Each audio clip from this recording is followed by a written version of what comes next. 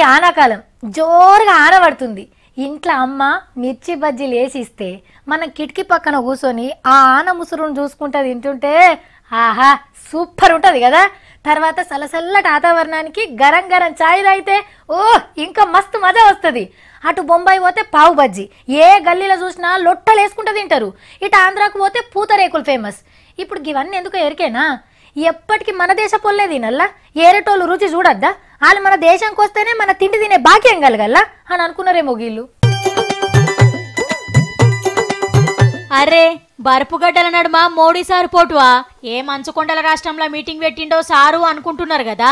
ఇది బయటి దేశం స్విట్జర్లాండ్ లా దావోస్ పట్నం. అంతేకాదుల్లా ఏ గల్లీకి పోయినా ఏ హోటళ్లకు పోయినా మన దేశం వంటల గుమగుమలే. దావోస్ పట్నంలా 5 రోజుల దునియా బిజినెస్ మీటింగ్ జరుగుతుంది. అన్ని దేశాల నుంచి వస్తున్నారు మీటింగ్ కు. వచ్చిన వాళ్ళందరికీ మన దేశం వంటలు రుచి చూపియాలని తయారు చేపిస్తున్నారు ఆఫీసర్లు.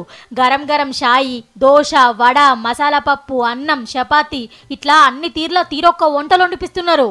సపరేట్ గా వంటగాలను కూడా తీసుకుపోయినరు. ఇక మీటింగ్ అయిపోయినాక లీడర్లు, కంపెనీ ఓనర్లు అందరికీ మోడీ సారే దగ్గరుండి మంచిగా దావతిస్తాడట. ఇక చూడాల మరి మన వంటల రుచి మురక చూసినాక వ్యాపారం చేసేందుకు మన దేశానికే వస్తా అంటారేమో.